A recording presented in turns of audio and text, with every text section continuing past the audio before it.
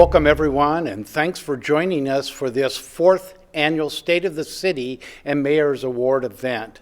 I'm Scott Hill, Mayor of McMinnville, and how excited I am to be able to serve you for another term and 4 years. For the past 3 years, this event has been an opportunity for us to gather, celebrate, look at our accomplishments over the last year, and look forward to the future. Let me just spend a few moments talking about McMinnville. The City of McMinnville is a municipal government that operates under a council manager form of government.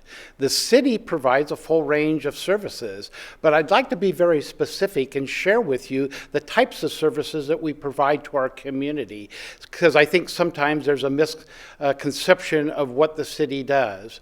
The city provides police and fire protection, ambulance services, municipal court, wastewater treatment, system construction and maintenance, street construction and maintenance, engineering and planning services, building inspection services, library services, park and recreation activities, cultural events, and the municipal airport. Currently, the city employs approximately 170 full-time employees and 150 part-time employees. The city's budget for the fiscal year ending June 30th, 2021 is $117 million. Now, we're in a very different situation this year, even though this format doesn't allow the kind of interaction that we are used to and that we enjoy. I want to sincerely thank you for attending this, especially our community, our elected and appointed officials who are attending tonight. I know City Council is involved in this and they're on the Zoom call. I had a call last night from Congresswoman Bonamici that said that she was aware of our meeting and would love to have been a part of it, but the things that are happening in Washington are taking her time. But her staff are viewing us tonight, and I've heard from Merkley and Wyden's office, and they have representatives and individuals from the state. We also have our staff, our volunteers, and our local partners with us tonight. You know, 2020 confirmed to us that our partnerships are so very important as we're going through the pandemic. And I'd like to take a moment and thank our partners, the state of Oregon, Yamhill County, the McMinnville Chamber of Commerce, McMinnville Economic Development Partnership, Visit McMinnville, McMinnville Water and Light, YCAP, Willamette Valley Medical Center, Linfield University, and Chemeketa Community College. All of these entities have been so valuable for us, the city, and as you as community members during 2020. We truly got through a year together. The partnerships were forged, strengthened, and enhanced in this difficult year that we've gone through. Yet they will continue to grow even stronger, and I'm excited about that. I want to sincerely thank all of them for all of their work, everything that they've done, and we're going to have an opportunity to hear from a few of our partners. But as the global pandemic hit McMinnville, I was so proud of the role that our city played in assisting with the partners and being there for our community. We did our best to keep our community safe, provide services, offer help, resources, and facilities to get through the difficult time together. So let's take a moment and look at a video presentation from some of our partners. I think everyone in McMinnville has done a phenomenal job kind of navigating 2020 and just really great communication coming out of our partners for the city, out of the chamber, out of the MDA, Visit McMinnville. Everyone has just really been rising to the occasion. I think one of the most meaningful things that we did was partner with the city of McMinnville on the city grant. And so we helped to make sure as many local businesses as possible knew about the opportunities. It was great to be able to be that resource for the community and be able to help share and distribute information. It's so inspiring to be part of a community that came together and continues to come together to take care of its healthcare teams. This community brought us masks, they brought us meals, equipment, and most of all, I think what they brought us was hope our priority was protecting the health and safety of our patients, our providers, our staff, and the communities that we end up serving. And I also think they understood that it was going to take all of us together. Our community was there for us. And, you know, we're always going to be there for our community. So it's so inspiring and so great. Our whole focus was ensuring that we had accurate, credible information that we could give to the membership that they could rely upon and utilize. I'm excited about all the things we were able to do and how we did pivot and innovate. When you talk about what has come out of this pandemic is the connections that have happened in spite of the fact that we are socially distant. I want to thank all of our businesses, every single business that's out there, for muscling through this in whatever way they could. And I want to thank our community and the other businesses for supporting each other. As businesses pivoted, it was Visit McMinnville's responsibility to dodge and weave with them to make sure that we were amplifying their efforts to visitors who could safely come and support them in town. The city has played a huge role in that, making sure that everybody is staying safe, making sure that information gets to the right people at the right times so that everybody knows what's going on and can stay together safely. Locals supported the Dine Outside program that the McMinnville Downtown Association put on in droves, and it really kept our community humming during some of those long stretches of summer months. And it's been so wonderful to see visitors come and safely experience all of the wonderful things that McMinnville has to offer. It's kind of a family down there, and that's kind of how we've treated it. And I think that's really helped everybody to stick together and get through this so far. The big initiative was Dine Outside, and that was done specifically to give our restaurants a lifeboat. It will be back in probably bigger and better ways. I think it reintroduced our downtown to our local residents in a lot of ways. And I have retailers downtown that had a record Decembers, and that was completely supported by local residents. That was not, a ton of people coming into town from outside. That was really locally supported, and that's impressive. My learning curve over the last year has been about like that. And my commitment and the council's commitments have gone up like that. We have the utmost respect for staff. And we have the ability to realize that we set policy and procedure, and Jeff implements with the good people, with you two and everyone else around us. I think we have some of the best staff in the state of Oregon. And working around COVID and people working from home, it's so fantastic. So I raise both hands and support staff and the leadership, and then the direction that council's giving to staff. We have all changed, we have all been moved, and life will undoubtedly be different as we look forward to the future. Before we look at 2021, let's take an opportunity to look at 2020. I say both, that we need to look at both today because we've gone through some very trying times in 2020, and acknowledging that we have gone through that and the adversary that comes together from that will help us in many different ways. As an employer, the city protected our greatest asset, our city staff, and we shifted them safely to remote working locations where possible. The IT department worked so hard to embrace the new challenges and are often recognized for the behind-the-scenes support they provide so we could stay connected. I want to thank Scott Burke and his team for keeping us moving and connected. The backbones of our organization and our central services became more important than ever to provide us with the tools we needed to navigate these turbulent times and to continue as well. I'll tell you, as I'm looking at 2020, I am so excited about the support we've had with our transportation bond. And over the last 4 or 5 years, we have had great success.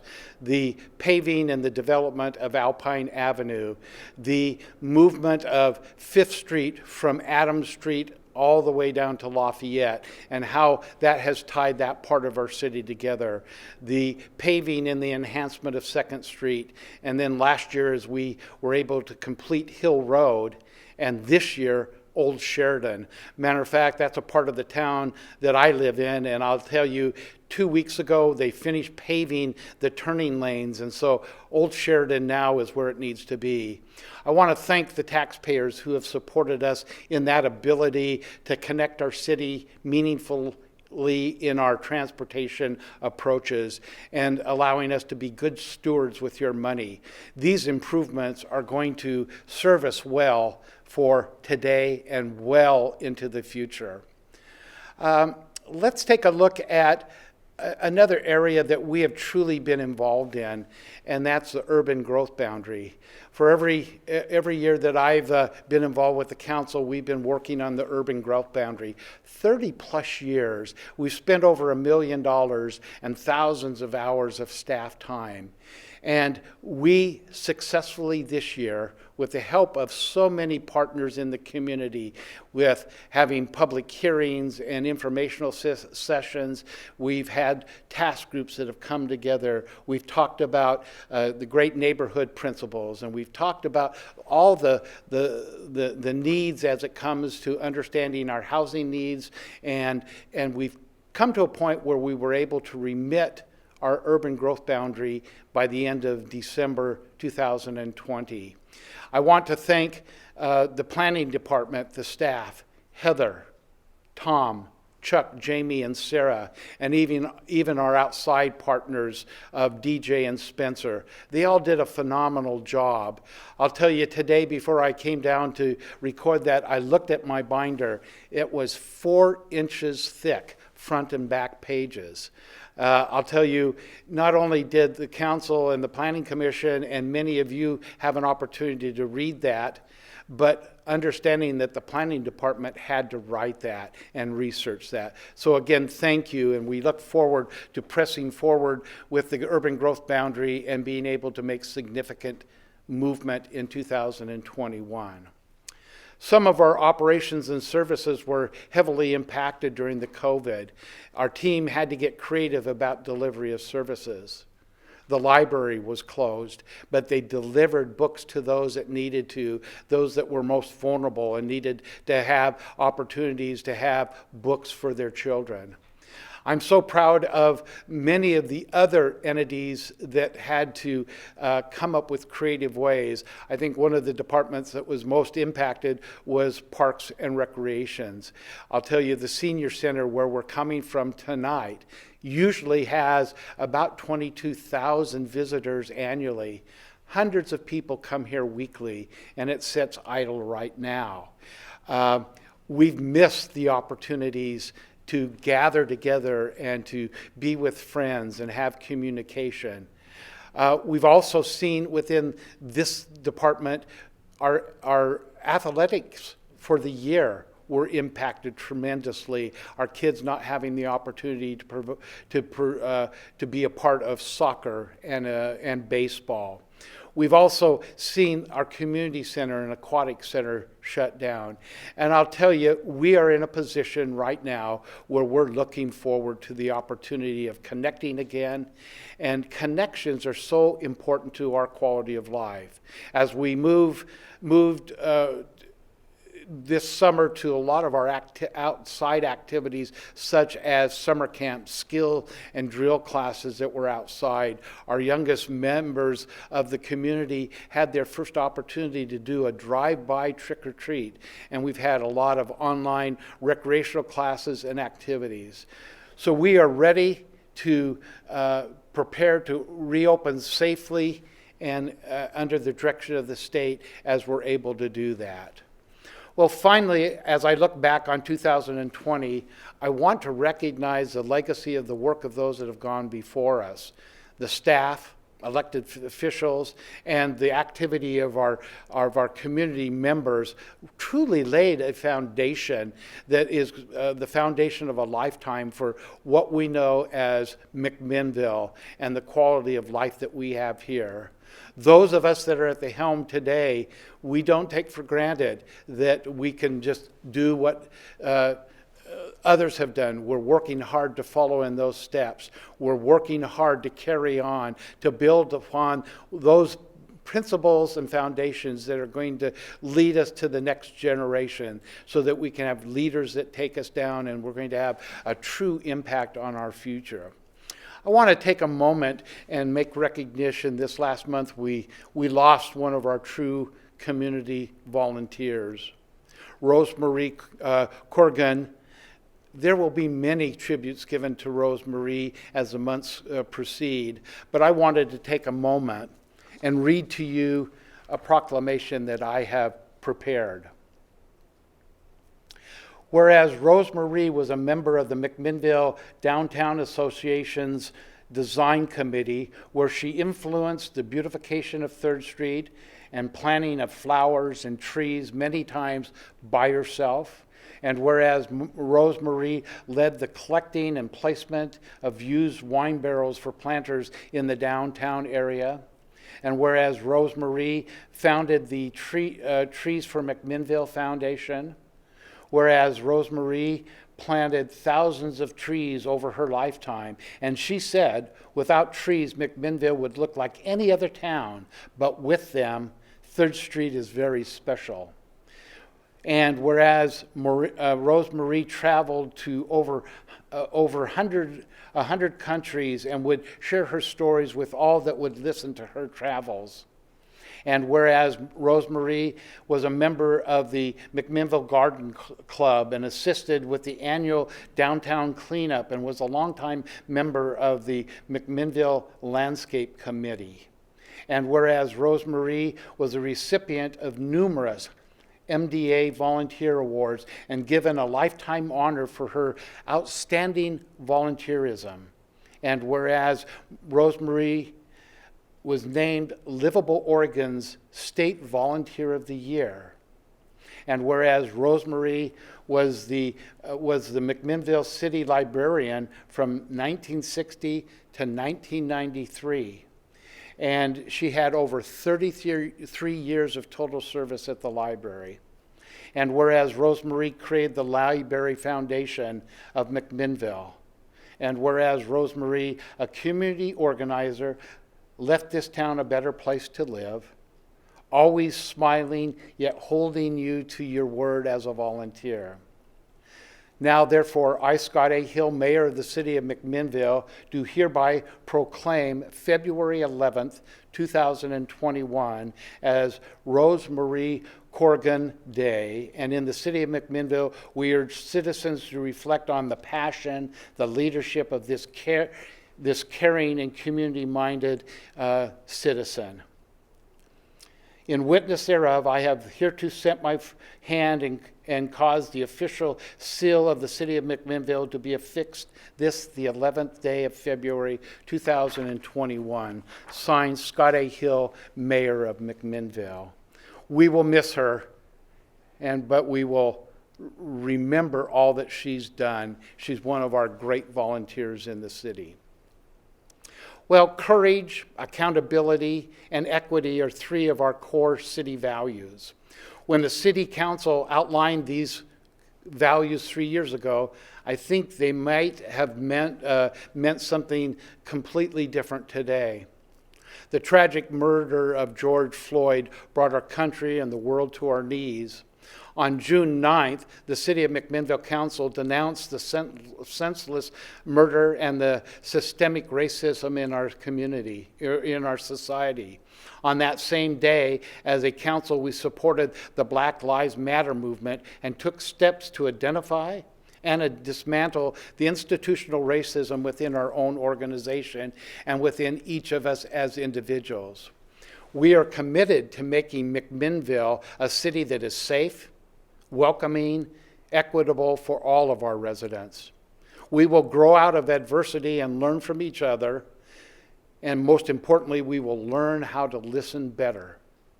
The social unrest of 2020 that we saw go throughout our nation and are still seeing going throughout the nation has personally helped me grow and learn about biases and having more empathy for others. We all have to work on this together. We ask that you give us some time now to understand and work to do this.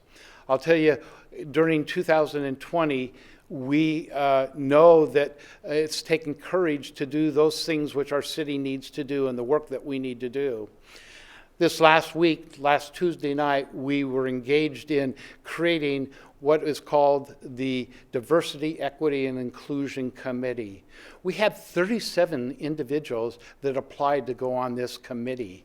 We interviewed 19 of these individuals, and we nominated and approved 7 to serve on this committee, who will advise the city council and to ensure that our policies and our decisions result in the best outcomes for the residents of McMinnville. We welcome these new voices to the table, and we're eager to learn from them. Now, stewardship is consistently on the forefront of our minds as we continue to refine our goals and align them with the resources that we're going to be using in 2021. As an organization, we need to keep asking ourselves, how can we seek better alignment, clarity, and focus, and making progress for our community? This work will include asking hard questions like, what are the core services of a high-performing city? How do we continue to hone our work and our resources to make the most progress towards the type of community that we are? And what do we envision to be in the future? We as a council will unify and focus and set policy direction, create measurable outcomes, and provide the framework for the city staff to perform as a government professionals under the leadership of our city manager, Jeff Towery. Through 2020's election locally, the topic of communication came up repeatedly. While we have a lot of effective ways of communicating to our residents, the election taught us that we must do better to expand our toolbox. We've already had great discussions at the city council table about the gaps that we use to tell our story. You know, as city leaders, we need to take a look of how we can communicate better going forward. We have a desire to share the story of our community, but we need to realize that even though we effectively communicate the way we want to. We need to listen to other formats and learn how people want us to communicate to them. We're developing tools right now that will help us to be better. We've created more opportunities for interaction and dialogue, which is going to be critical to our success. Thank you all for listening and giving input to us. Well, we're looking forward to this 21st year of the 21st century, and I'm optimistic about the recovery of the pandemic as we continue to do our best as a community to keep our employees safe. I'm optimistic about the work that's ahead of us because it's going to make us a better community. Now, if we look closely, we need to understand that I think we can see light at the end of that pandemic tunnel. We don't know yet what it's going to look on the other side, and I'm afraid that we're still going to be working on this through a good portion of 2021. But we need to work together to continue to get our new cases down, to help roll out vaccinations, and to get us back to this level of normalcy that we truly are going to be able to help our businesses and stores reopening. We are looking at welcoming seniors back to the senior center. We're looking at welcoming back residents to the aquatic center and the community center, and our youth being able to participate in recreations. We look forward to supporting our food and beverage restaurants and getting them back up and rolling. We look forward to getting our children back into school and educating them the way that works best. We need to work all together, hand in hand, to be able to accomplish these things that need to happen in 2021. We've been negatively impacted by the pandemic, but we will be stronger as we move forward. Other areas that we're going to look at in 2021, we're going to look at affordable housing. That's been an issue that we've been working on for many years, but we're having greater dialogue with regional and national parties that are going to help us be more effective in that arena. Again, I've mentioned already the reopening of businesses, and we'll do everything on our part from a city of being able to get funds and grants to help us get back to where we need to go. We're going to continue to work on transportation, the Newburgh-Dundee bypass. We're going to look at enhancements within the city as it relates to transportation. While we deal with the pandemic crisis that is right in front of us, we still need to plan and look for the future. You know, we've started the regional conversation about fire protection, and we'll continue that into 2021. We've had an opportunity to have a consultant that has shared with us that there's economies of scale if we were to possibly form a fire district within what we are calling the Mid-Willamette Valley. We do that, and we're going to be able to provide more services for our dollar. We're going to have better quality to serve you. We're going to be able to provide better fire and ambulance services with the best value of using your dollars. All of these things are investments, and we're going to be using your tax dollars to do the very best from that perspective.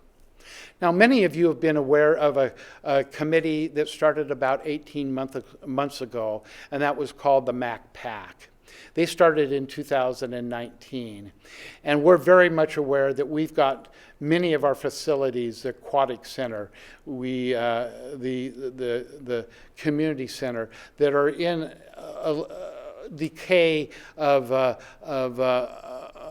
their structure.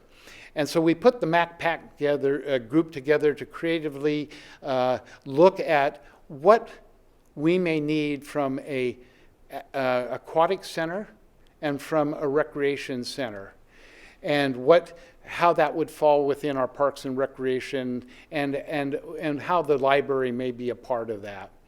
We're talking about these important services that allow us to learn and to be healthy, to grow and connect with our community members, get our resources, and mostly have fun in these areas. I want to see what they're going to come up with this year.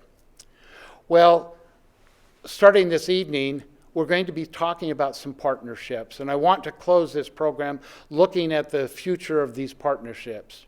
You may know that Linfield University, their president and their board of trustee, has given the city an amazing opportunity to dream big, to dream about what may be possible to bring a legacy project to fruition, which would include possibility of recreation facilities, performance halls, other community assets. We don't know what this is going to look like, and we value that Linfield University thinking of the community and the city and planting the seeds for that which could grow into something that would be tremendous for this community. We value the relationship that we have with Linfield University, our town and gown partnership. And we look forward to 2021, where we're going to explore that relationship even further. Last week, the McPac made a determination that Linfield is one of the places that we need to take a look at creating that recreation center. So more to come as we look at that. Well, I'll tell you another reason why I love McMinnville is because of the strength of our community members and the efforts of many. So I'll tell you what makes this community so great is are those that volunteer. During a typical year, we have 1,100 volunteers. And so each year we celebrate our community members who are true pillars of our community, people who have always worked to do for the betterment of our community, and that's been their sole effort in giving back to this community, to improve this town called McMinnville. Tonight, I'd like to recognize 3 individuals with the Pillar Awards. Our first recipient is our head librarian, Jenny Berg. We're not going to recognize Jenny for her responsibilities as a librarian, but we're going to recognize Jenny for her volunteerism outside of her job. Jenny, for many years, has been on the board of the McMinnville Downtown Association and has served as their chair. During a period of time when the executive director left McMinnville, we were left without an executive director for the MDA, and Jenny took upon herself, with the help of her board, to take a look at the downtown and what they wanted to be, look at their strategic plan. And so let's hear the story of Jenny Berg as a volunteer. When she was asked to be the president, or to be on the executive committee and then leading up to the president position on the board, she called me and she said, "Oh, what is it like?" And I said, "Oh, it's nothing. You sign checks and you have meetings once a month. It's the easiest organization to be a part of." And then that all completely went sideways. We had a director that left abruptly and left us without leadership in the MDA. And Jenny really rose to the occasion and basically was the executive director. She did her full-time job at the library, was actively involved in many aspects in the community, and also was the unpaid executive director for the Downtown Association. She stepped up to be president of that board a little bit early. She essentially worked through 2 transitions for the executive director and ultimately navigated through that in a way that I think really made the Downtown Association stronger than it had been before she came on the board. It would have been easy to run from that role, given what transpired. So you have to give her a lot of credit for standing up and staying by and helping navigate it, really. Jenny did it all with grace, and she really helped us steer us to a place that is now much more stable. Today, the MDA through COVID has been stronger than I've ever seen that. And so that's why I would like to lift my hat. Jenny will tell you it wasn't something that she did alone. She did it with the support of the staff of the MDA and with the board and the key volunteers. But her leadership was really a steadying influence, and I think she helped keep the Downtown Association focused on their mission of success and their history of success. That's why we're recognizing Jenny, is for her role as the chair of the McMinnville Downtown Association. And then now we have an executive director that is phenomenal. Dave is phenomenal. She was super instrumental, the person responsible for bringing me into the fold. And for that, I'm just grateful as can be. It's been nothing but a good experience. When you have people in the community that want to volunteer for things, it's because they care. And Jenny's no exception to that. I mean, she cares about the downtown. We have new this year a different Pillar Award. And so it is heavy. Great, I love it. And so it is embossed on the front, recognizing you as a 2020 Pillar Award winner. And so, any words that you'd like to share with us, Jenny? Yes, of course. Well, thank you so much. I'm so honored, and I will say that the credit goes to that entire MDA board. They were all amazing, and everyone really stepped up to the plate. Heather Miller and Danny Chisholm and a number of other people that really actually did lead that charge of the strategic planning part of it. Mm-hmm. I just tried to hold everything together while it was going on, and I'm really pleased with the executive director that we did find. He's fantastic and done great things, and basically I think started a week before COVID shutdowns occurred. And a job well done, because we're seeing those benefits today. Yes, and I also wanted to mention that how I got involved in the MDA in the first place was being awestruck by the Alien Parade. And this is an honor that's even greater than when I was named Alien Queen Parade in the 90s. Well, we're so pleased, and thank you for, we know you're going to continue giving back to this community, but Definitely. success to you at the library and success to you as one of the many volunteers in the city that make this a great place. You are one of the pillars of this community, and we recognize that. So I'll give you a little bump. Thank you so Thanks, much. Jenny. Our next recipient for the Pillar Award is former Councilwoman Wendy Stassens. Wendy has served on the Planning Commission for 10 years, 4 of those years as its chair. For the past 4 years, Wendy has served Ward 1 as a city councilor and has done a phenomenal job.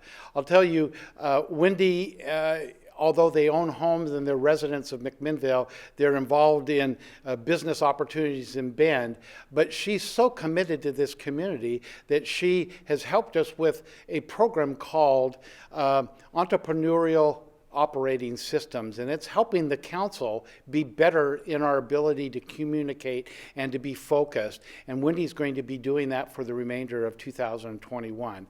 Let's take a look at the award video for Wendy Stassens.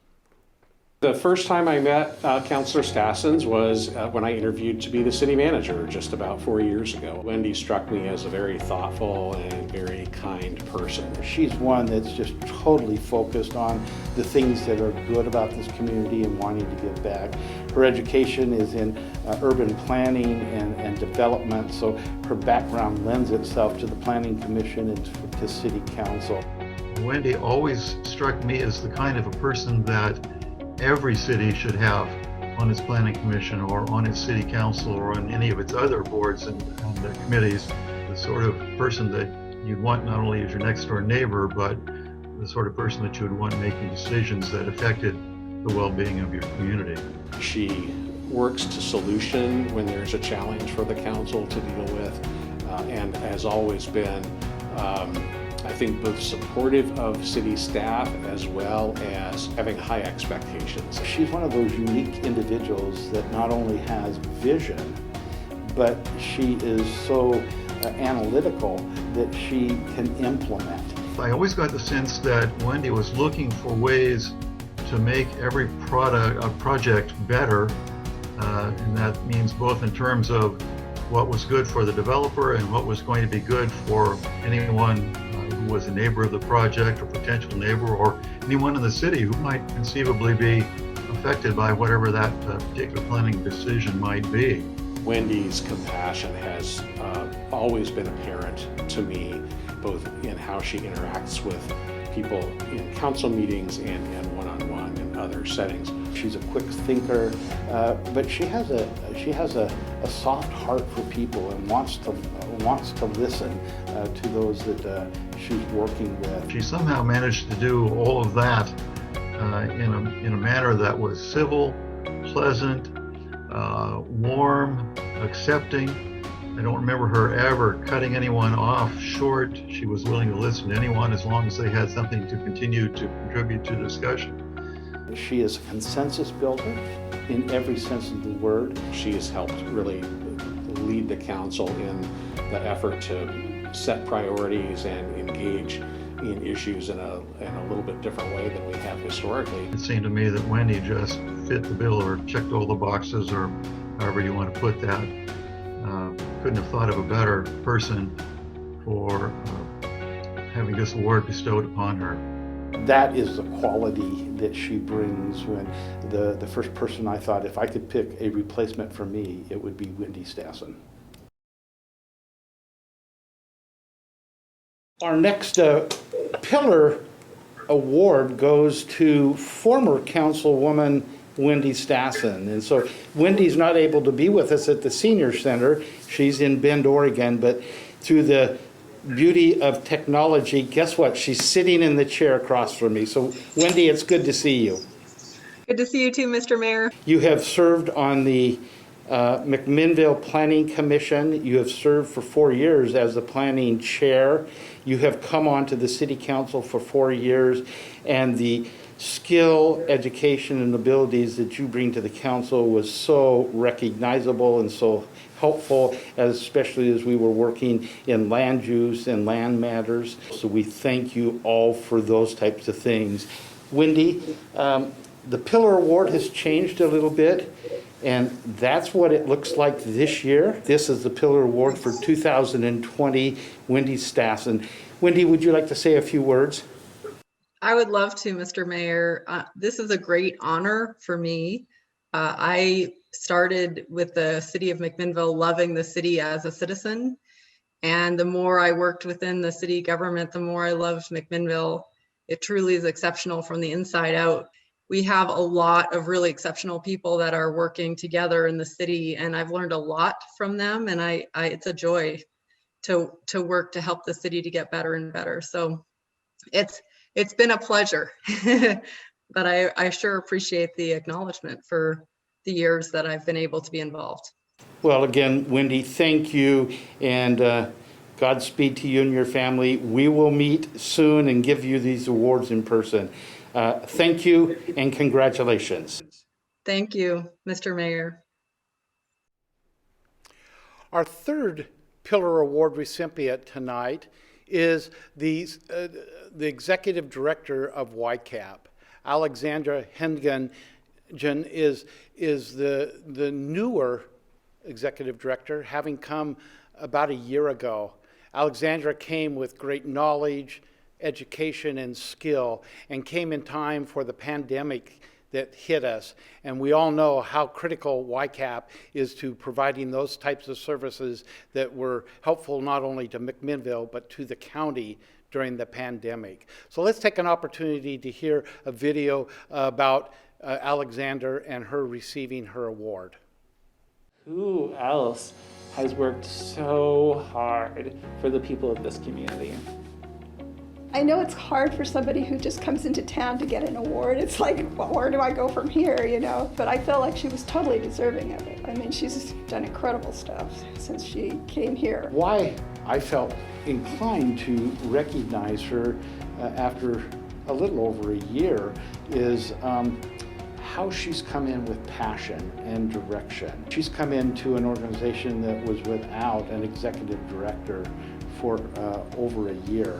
But she just stepped up to it and was like, I am a partner to every one of the jurisdictions and agencies in this community, and I'm gonna be here. She increased the total number of shelter beds from 326 to 400. So that was a huge improvement from what we had, and we desperately needed it. Her ability to include people and create partnerships is amazing to me. The biggest one would probably be the motel sheltering project, where folks who are at high risk of complications from COVID get into a motel program that feeds them, case manages them, and then gets them into permanent supportive housing.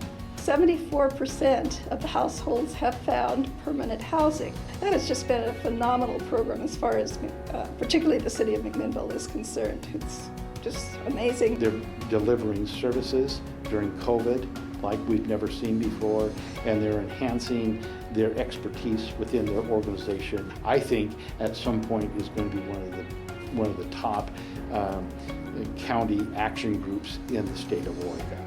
And what you need to realize with this is her staff, in many cases, she's been short-staffed, and yet they're still applying for all these grants, actually doing all the work, getting the money out rapidly. I mean, I was impressed, and I had a lot of respect for Alexandra before coronavirus hit our community. But now I'm like, wow, she can do anything. She just is a very impressive person.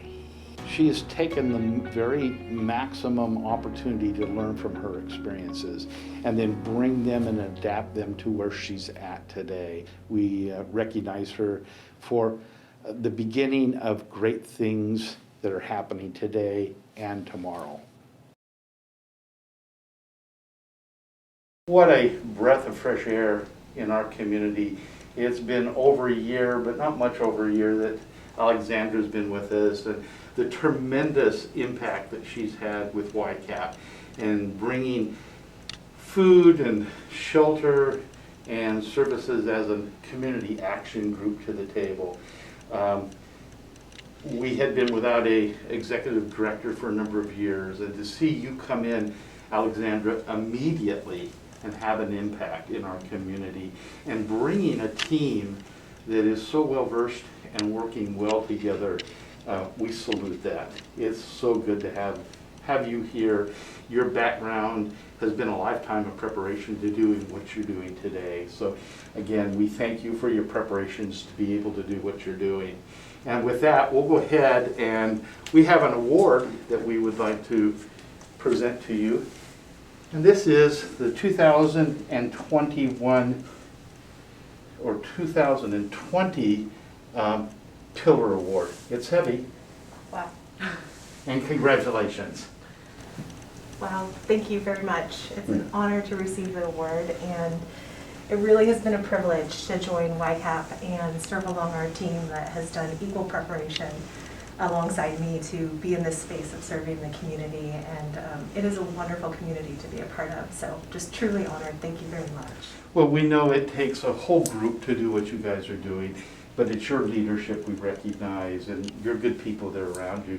The partnerships that you've built in this community are tremendous. So I think I'll just do a bump. Congratulations. Thank you so much. Thanks. Again, I would like to recognize and congratulate Jenny, Wendy, and Alexandra for providing so much service to this community. Our next award this evening is our Legacy Award, and that's an annual award that we give out to an individual that has given a lifetime of service to our community, to us in McMinnville.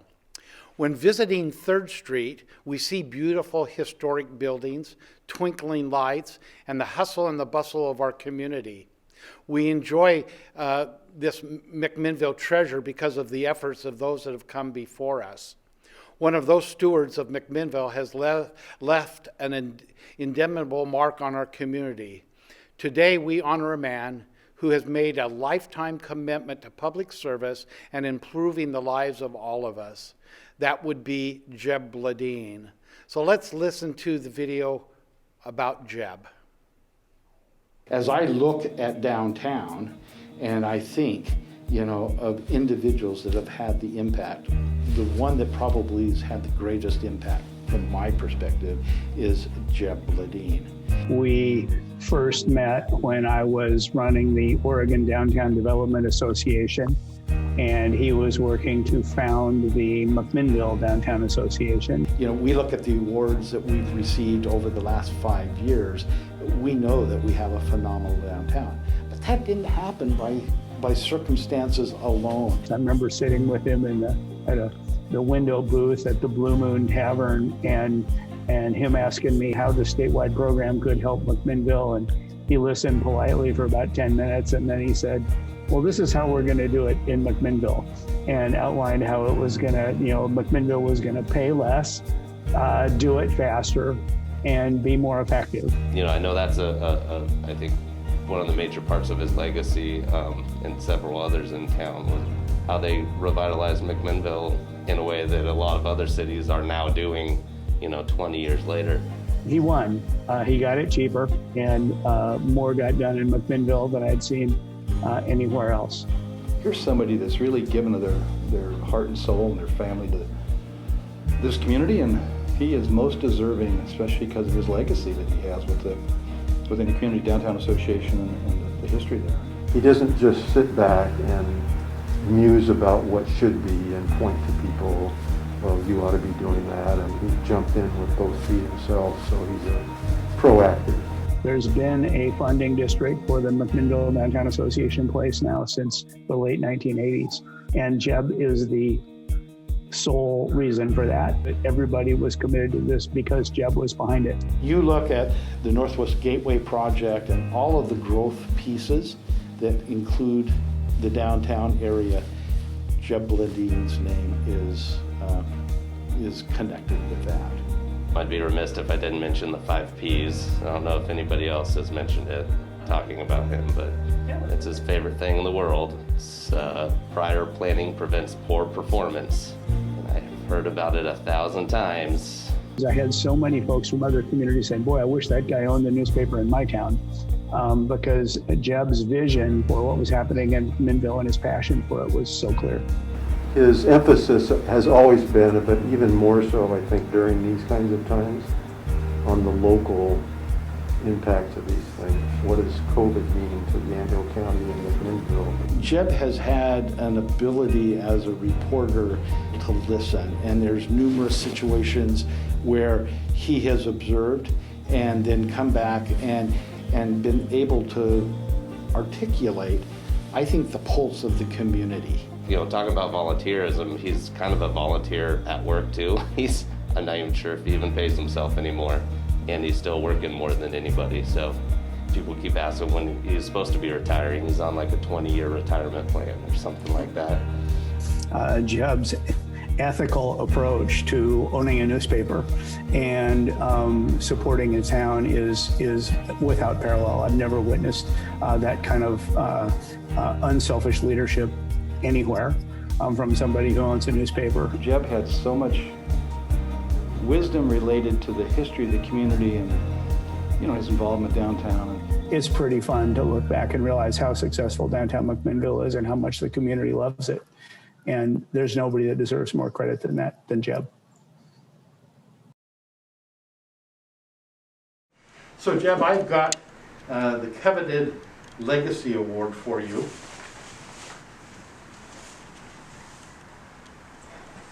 And every year, this kind of changes a bit. And this year, this is the new award that you get to keep. So I'm going to present that to you. It's heavy. And it is locally made in McMinnville. Beautiful. But you know, there's a lot of great legacies of McMinnville, and one of the best, I think, is public-private partnerships. And maybe one of the best of those is the downtown public-private partnership that we've seen for the 55 years somewhat, or 40 years that we've worked together, and for way before that, going back to the beginning of downtown. So that's been a terrific legacy. There's been scores of people along the way that have deserved this for what they've done, similar work, particularly in the downtown, to make it the heart of our community. You know, I'm really grateful to be part of really 4 generations of our family that has lived in and played in and worked in downtown McMinnville, and tried to do what we could to make it a better place. From my grandfather, 1928, when he got here, through my parents that you mentioned, myself and spouse, and 2 children that are currently involved in downtown McMinnville and the community. So it has been a great run of family tradition. So thank you for everything. You bet. Thank you. Good. Appreciate it. I'm going to give you a little. Thanks. Again, I'd like to recognize our award winners this evening.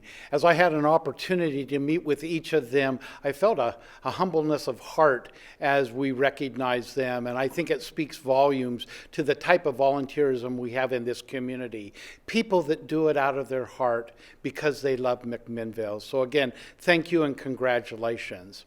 I think this evening you've seen that we've had an overlying theme of partnerships and volunteerism during the year 2020 as we battled the pandemic. Well, I'd like to take a moment to thank those who have assisted tonight in preparing and broadcasting our event.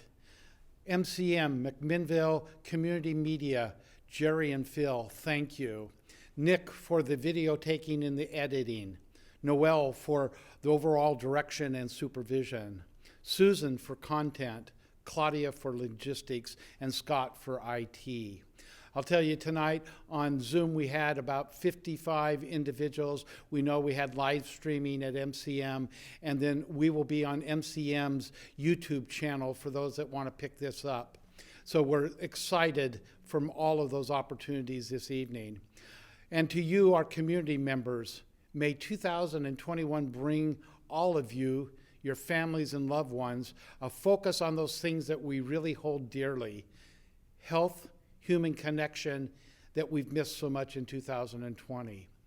As a city, we will continue to work hard to listen to you, to lead government, to deliver high quality service for a prosperous, safe, and livable community. Thank you all for watching. Congratulations to our award winners, and I hope to see you all in person. And remember to mask up, wash your hands, and social distancing as we move to a point of normalcy. Have a good evening, and thanks for attending.